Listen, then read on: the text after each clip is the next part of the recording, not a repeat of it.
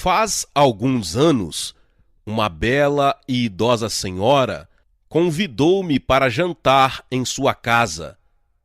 Essa noite haveria de causar um grande impacto sobre minha vida e ministério. A senhorita Park, ex-deputada, chegou à sala de jantar e nos assentos à mesa, onde estava servido um lauto jantar coreano, e começou a narrar-me sua história. Embora eu já conhecesse pormenores de seu testemunho, considerei privilégio ouvi-lo de seus próprios lábios. Durante o ataque dos comunistas norte-americanos a Seul, disse ela com voz suave. Fez uma pausa enquanto saboreava uma porção de arroz.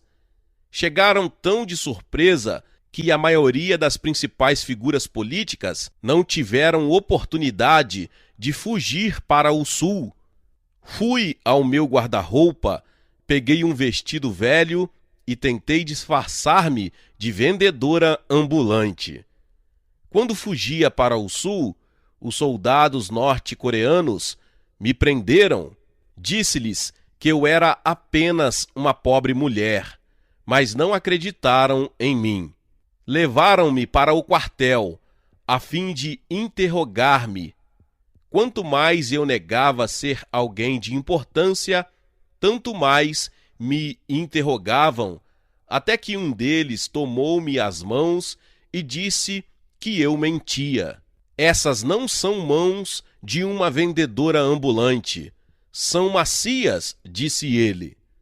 Logo depois fui conduzida à presença de um oficial que abruptamente sentenciou: amanhã, ao alvorecer, a senhora será fuzilada. O corredor era úmido e frio. Eu podia ouvir o fraco ruído de passos acima de mim quando me levaram para uma cela no porão. Tudo o que eu tinha sobre o corpo eram uns trapos de roupa que usava na tentativa de disfarçar-me. Nessa hora, eu estava muito cansada e deitei-me no piso de cimento. Enquanto a mente percorria os fatos que me aconteceram, senti muita tristeza e remorso. Que belo final para a sua gloriosa carreira, diz comigo mesma. Você que tinha tudo, você que conhece tanta gente, entretanto, esta é a sua última noite. Que lhe acontecerá amanhã? Continuei a perguntar-me e caí no sono. É sempre difícil acordar quando se tem muito sono, porém é duplamente difícil quando se sabe que essa é a última vez que se estará acordado. Um jovem de 20 anos segurou-me pelo braço e me levou de volta pelo corredor, escada acima, e saímos para a rua. Quando o sol me brilhou no rosto, fiquei ofuscada, mas não tão ofuscada que não pudesse ver o fuzil que ele trazia aos ombros. Caminhamos diversos quarteirões. Observei os buracos que restaram do que outrora eram lares carinhosos, embora pequenos. Todas essas casas estavam espremidas umas contra as outras, como se tentassem proteger-se do frio severo que nos recebia naquela manhã. Meus olhos enchiam-se de lágrimas ao lembrar-me dos principais acontecimentos de minha vida. Lembrei-me de sempre estar participando de alguma atividade. Não é comum que uma mulher coreana negligencie o casamento e a educação dos filhos a fim de dirigir uma seção da resistência anti-japonesa. Lembrei-me das emoções sentidas quando as tropas norte-americanas derrotaram os japoneses. Estávamos livres de tudo isso, afinal.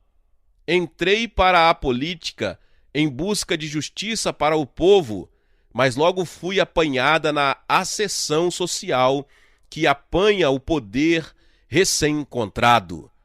Minha mente voltou-se para a nossa pequena igreja metodista. Não sentia interesse pelos sermões, mas tinha prazer em cantar os hinos.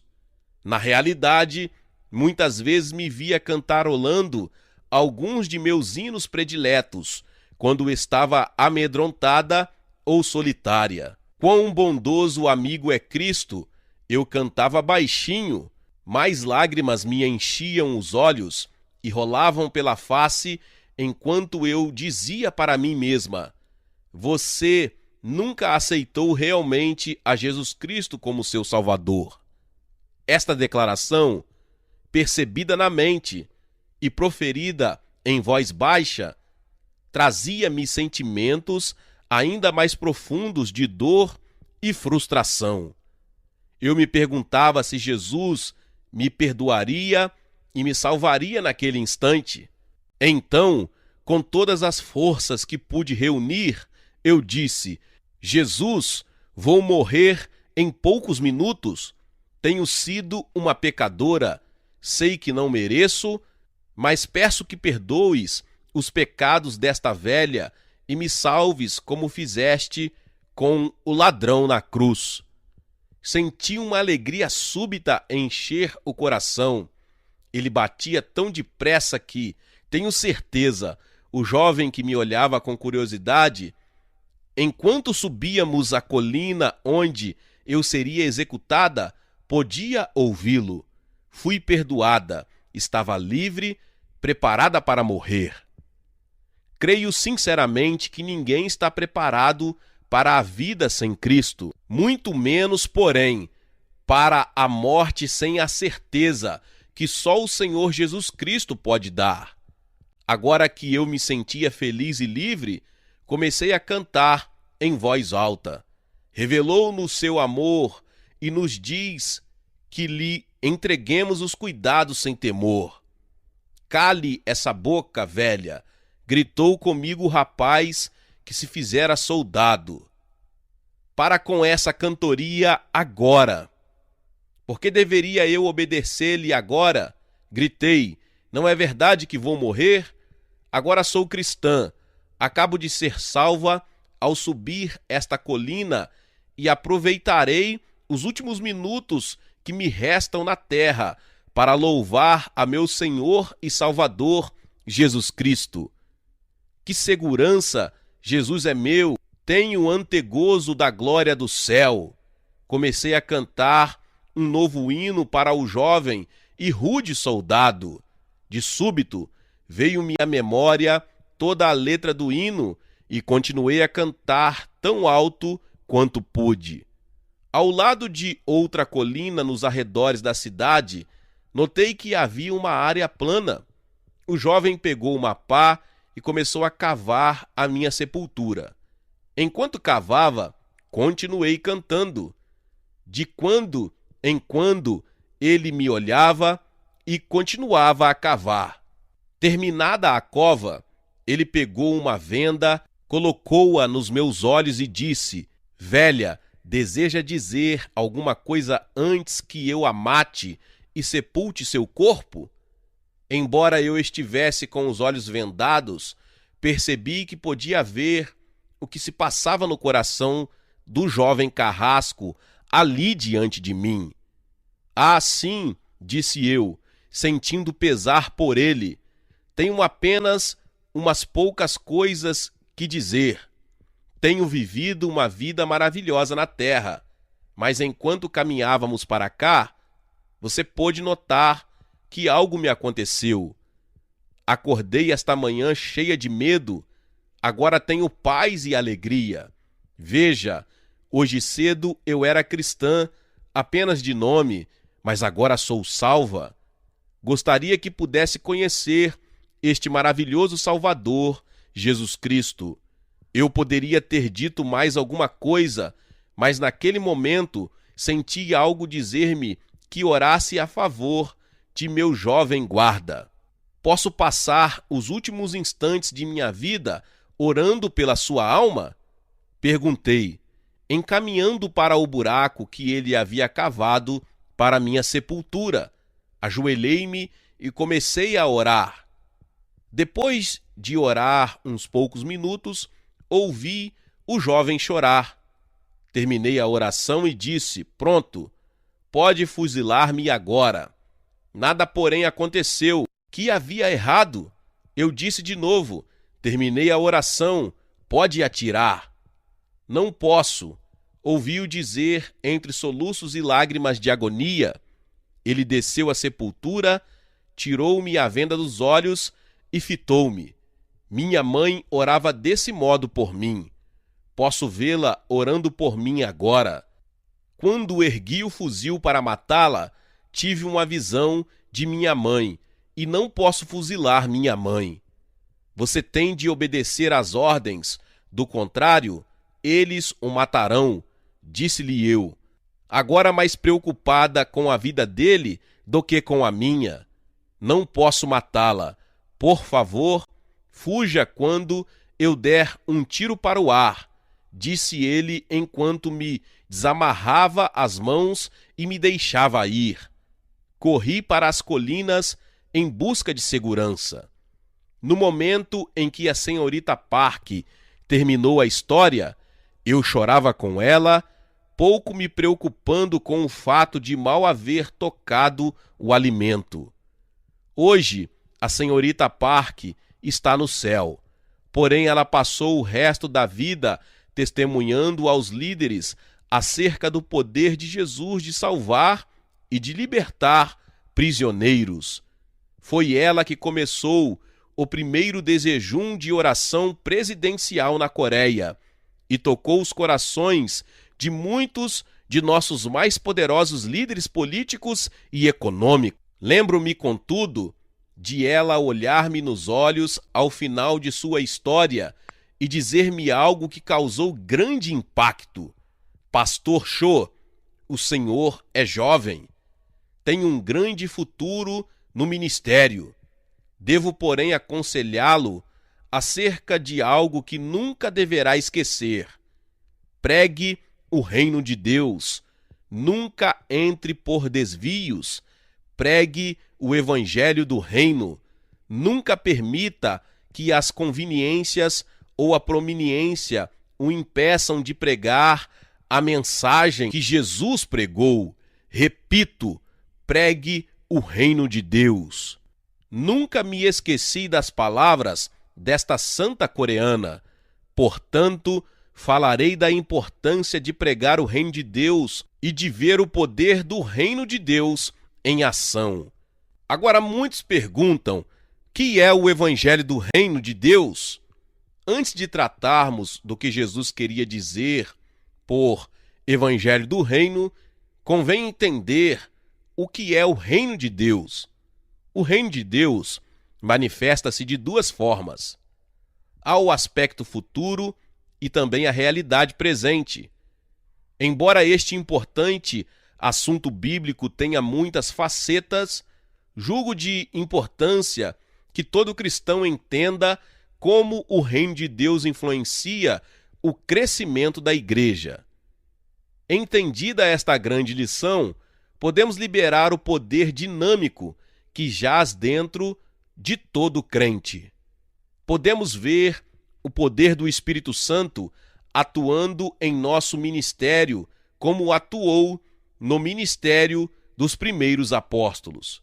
Então, o que é o reino de Deus? Desde que se começou a registrar a experiência humana, os homens sempre tentaram imaginar uma sociedade ideal. Platão, renomado filósofo grego, sonhava com uma sociedade ideal baseada numa estrutura política ética. Sua república veio a ser um modelo para as futuras sociedades. Mas o próprio Platão reconhecia que suas filosofias políticas e social eram idealistas demais para serem levadas a cabo como a perfeição que ele desejava. Os profetas do Antigo Testamento falaram de uma era futura em que os homens viveriam juntos sem armamentos de guerra. Isaías falou de lanças transformadas em podadeiras e de uma nação não levantar a espada contra outra.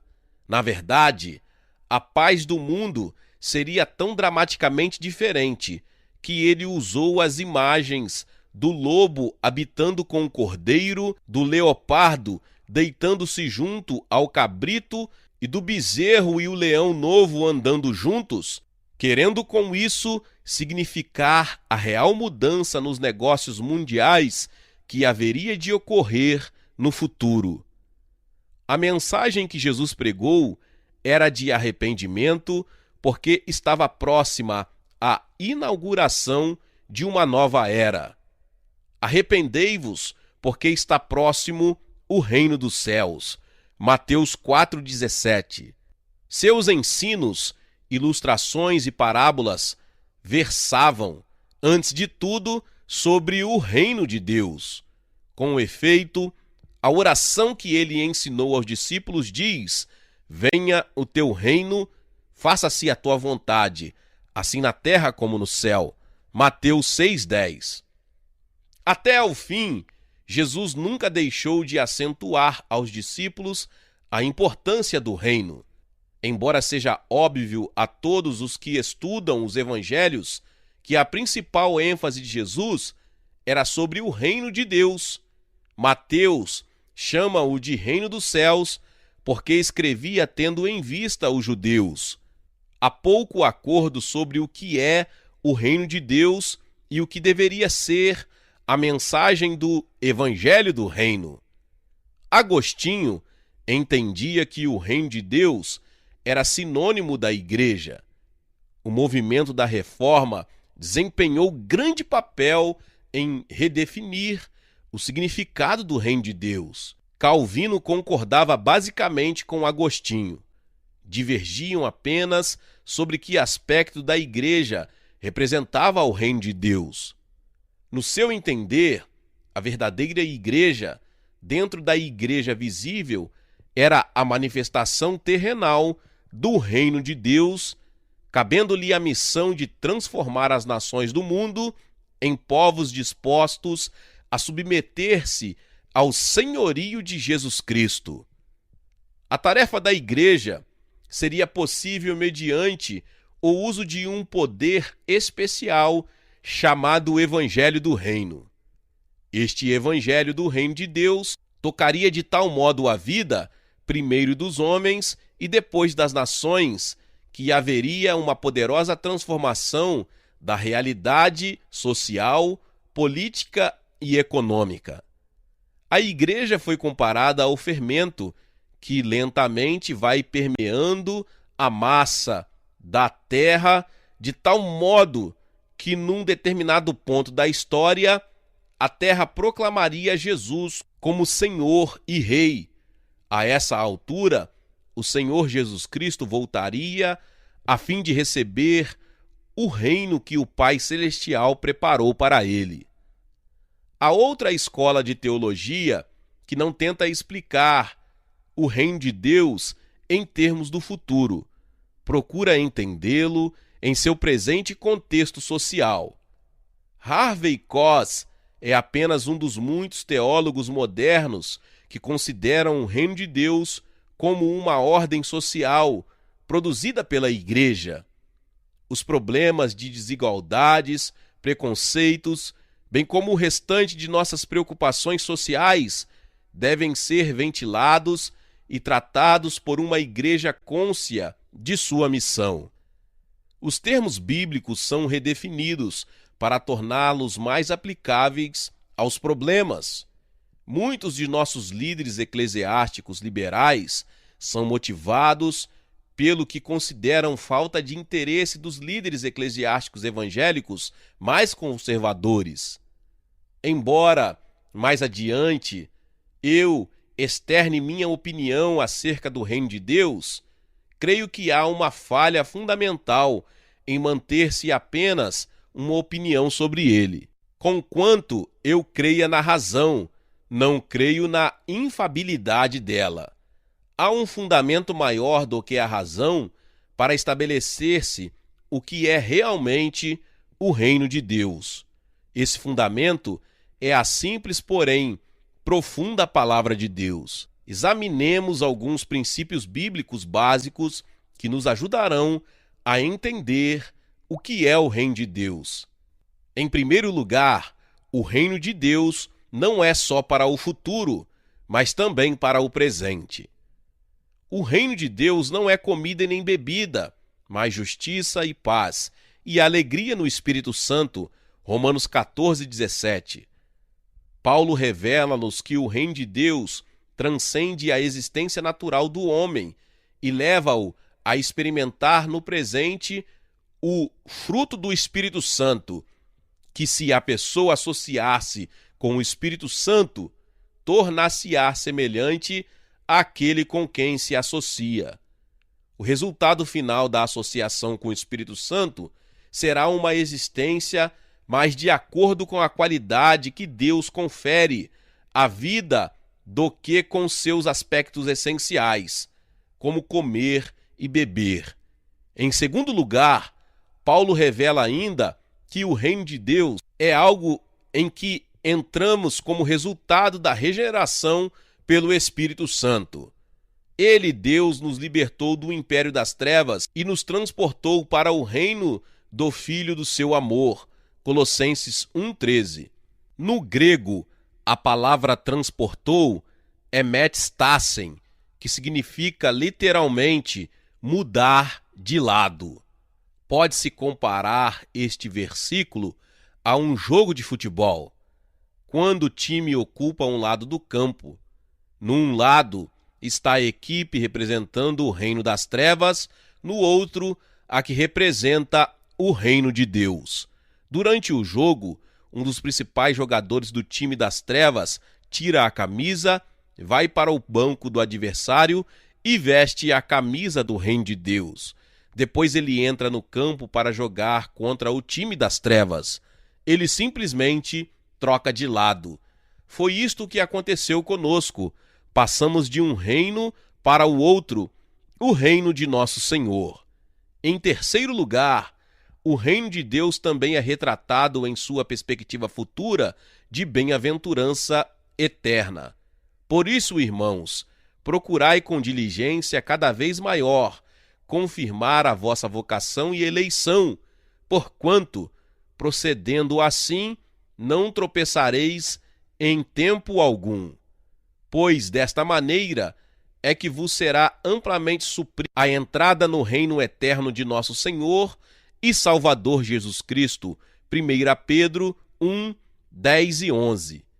Jesus falou do futuro ao dizer: muitos virão do Oriente e do Ocidente e tomarão lugar à mesa com Abraão, Isaque e Jacó no reino dos céus. Ainda no capítulo 13 desse mesmo evangelho, nosso Senhor narra parábolas que dão maior clareza ao que para ele significava o reino de Deus.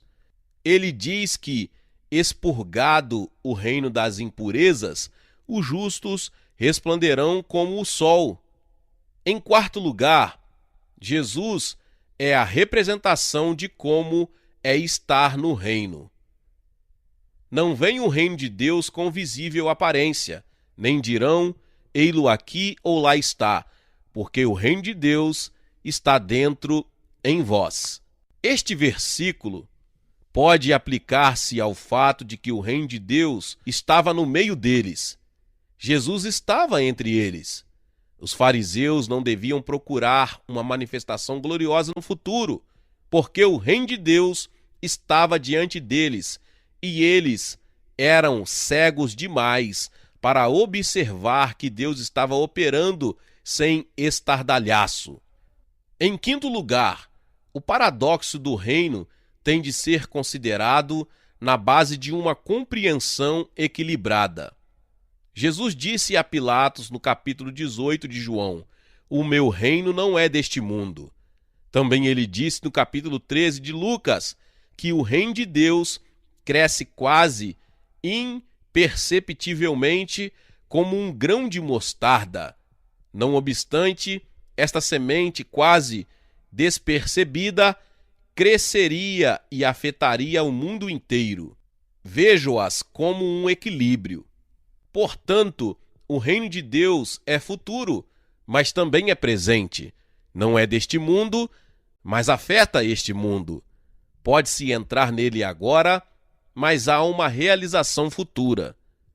Não se pode vê-lo com os olhos naturais, mas o reino de Deus encontra-se onde Cristo está. Quando analisamos o reino de Deus um pouco mais, podemos perceber que é possível entendê-lo de diferentes modos. Tanto baileia, palavra grega traduzida como reino, assim como a palavra malkut, representam a categoria de autoridade exercida por um rei. A ideia que temos hoje relaciona-se com as pessoas que estão sob a autoridade do rei ou com o território sobre o qual se exerce a autoridade real. Assim, a natureza da autoridade pode estar mais próxima da compreensão do conceito bíblico do reino do que os súditos estão da autoridade. O Salmo 145:13 expressa em termos poéticos algo desta ideia. O teu reino é o de todos os séculos. O teu domínio subsiste por todas as gerações. Na poesia clássica hebraica, os dois versos do poema devem expressar a mesma ideia de modos diferentes. Portanto, o conceito que o poeta tem do reino é de que era domínio real de Deus. Glória a Deus, louvado seja o nome do Senhor. Talvez você chegou aqui pela primeira vez e ainda não é inscrito aqui no canal. Se inscreva aqui no canal e ative o sininho das notificações. Todos os dias são postados vídeos abençoados aqui no canal para te abençoar.